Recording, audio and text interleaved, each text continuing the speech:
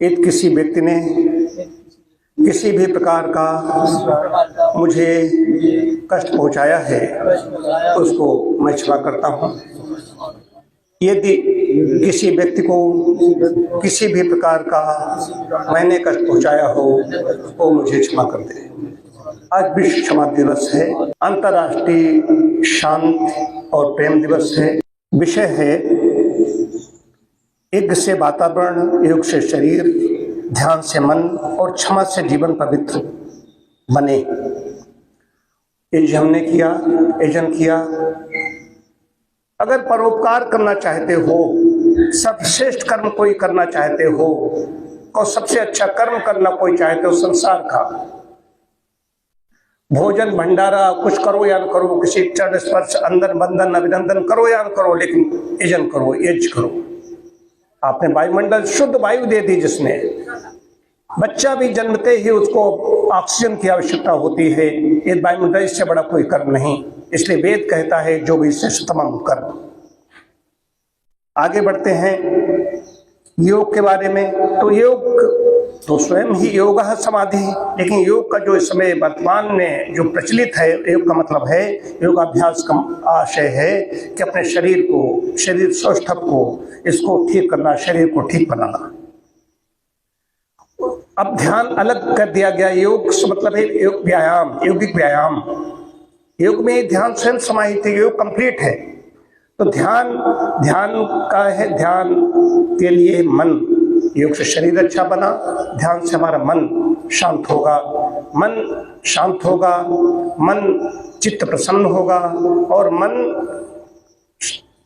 जो प्रपंचों में पड़ा रहता है वहां पर नहीं जाएगा। मन लगेगा तो रचनात्मक कार्यों में लगेगा। उसके बाद में क्षमा। ऐसा कोई व्यक्ति नहीं, उच्च पद पर बैठा हुआ कोई भी व्यक्ति ऐसा नहीं है जिसने जीवन में गलती न की हो, किसी को कष्ट न पहुंचाया हो। मैं तो बहुत कष्ट पहुंचाता रहता हूं, काया से नहीं पहुंचाता, वाणी से पहुंचाता हूं, कठोर बोलता हूं। तो कठोर बोलना अलग चीज है, किसी को गलत शब्द नहीं बोलता हूं, वाणी का संयम है, लेकिन बोलता रहता हूं। इसलिए कहीं किसी को कष्ट होता है तो क्षमा याचना करनी चाहिए और क्षमा कर देना चाहिए।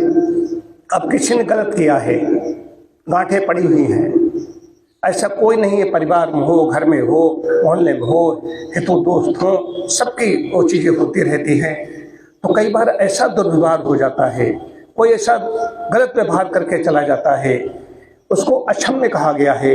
देखिए अक्षम्यता का बोध, प्रतिशोध अगर यहाँ ब्रेन में लिए घूमोगे तो बीमारी बन जाएगी, आपको उसका बोझ है नष्ट कर देगा।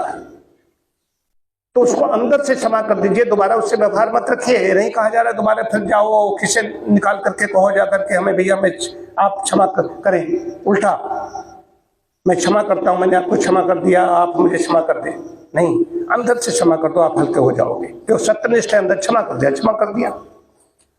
छोटी बातों पर जो गांठें बांधे घूम रहे हैं वो ठीक नहीं है। एक तो ये चीज है, वो बोझ बना रहता है। व्यक्ति अनिद्रा का मानसिक रोगी हो जाएगा, सिरदर्द हो जाएगा, माइग्रेन होगा, अनिद्रा का शिकार हो जाएगा। जो इस तरह की चीजें लिए घूमता है व्यर्थ की चीज होगी। अब बात आई कहना प्रसंग क्षमा की, क्या वो लड़की जो 5 दिन तक तड़पती रही, हम दुनिया भर की रील और शेयर करते रहते हैं, कितनी तड़प है, कितनी इस पर हमने टिप्पणी की, कितने प्रशासनों के बारे में मैंने क्या कहा, तो उनको क्या क्षमा किया जा सकता है? ये अक्षम्य अपराध होते हैं। क्या उसने मरते मरते क्या कहा कि हमारे मरने के बाद में भी प्रशासन पर भी आरोप लगा रही है। तो वहां सत्ता कौन है, उनको स्वीकार करना पड़ेगा, इसके लिए आक्रोश होना चाहिए। हम राजा नहीं हैं, हम शासक नहीं हैं, लेकिन आप कल्पना कीजिए अगर हमने उस पर पीड़ा नहीं अगर व्यक्त की है, दर्द नहीं हमारे अंदर व्यथा नहीं हुई है, तो मनुष्य कहने का हमें अधिकार नहीं है कि हम खाते हैं। हुआ होगा 5 दिन तक 30-32 लोगों ने उसके साथ दुष्कर्म करते रहे, तो मनुष्य कहलाने लायक नहीं होता। कितनी मैं देखता हूं, दृष्ट लगता हूं, ये संवेदन शून्य हो चुके हो। जो क्षमा याचना करना जानता है, क्षमा करना जानता है। अभी हमारे एक कैंडिडेट ने गलती कर दी, मैंने उसको क्षमा कर दिया, और क्षमा नहीं किया, पुरस्कृत कर दिया, जरूरत से ज्यादा पुरस्कृत कर दिया, और गलती उससे बड़ी की। उसको पता नहीं क्या कर बैठा, तो उसको भी पता न चले कि मैंने अंदर से क्षमा कर दिया।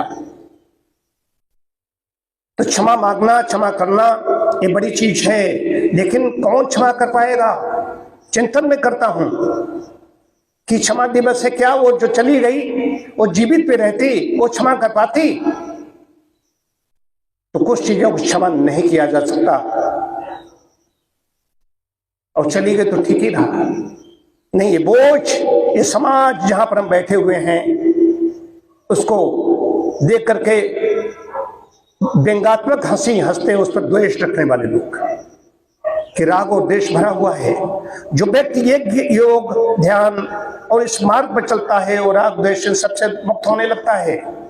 ये यहाँ पर बात हो रही है, ये जो शाला में बात हो रही है, परिसर कौन सा है, स्थान कौन सा है, ये बात हो रही है। महाभारत का सुनाता हूं आपको श्लोक है, क्षमा धर्मः, क्षमा यज्ञः, क्षमा वेदाः, क्षमा श्रुतम्, स एतदेवं जानाति स सर्वं क्षन्तुमर्हति। क्षमा ही धर्म है, क्षमा ही यज्ञ है, क्षमा ही वेद है, और क्षमा ही समस्त शास्त्रों का सार है। जो मनुष्य सत्य को भली भांति समझ लेता है वही वास्तव में सबको क्षमा करने योग्य बन जाता है।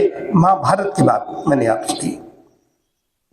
तो फिर भी जो छोटे मोटे घर परिवार में, रिश्तेदारी में हम कांठे बांध लेते हैं वहां पर, क्योंकि हमें उन्हीं से काम लेना है,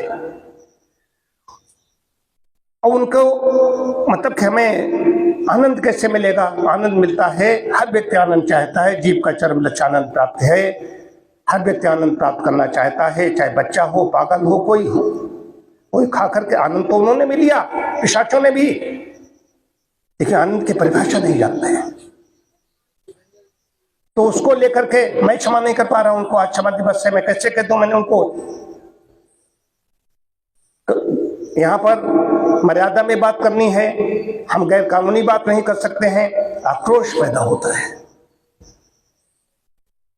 तो कुछ चीजें हैं, इसलिए फिर वेद का उसमें निर्देश है, क्षमा नहीं, क्षमा वीरस्य भूषणम भी कहा है, लेकिन क्षमा वहां पर नहीं है। वहां पर कहा था ऐसे लोगों का संहार करने के लिए वेद का निर्देश है। अक्षम्य अपराध को क्षमा नहीं किया जाएगा, लेकिन क्षम्य है छोटी मोटी बातें, उनकी बात यहाँ पर कह रहा हूं। सब क्षमा कर दो, नहीं हो सकता, ये भी मैं होश में बोल रहा हूं। ओम शांति शांति शांति।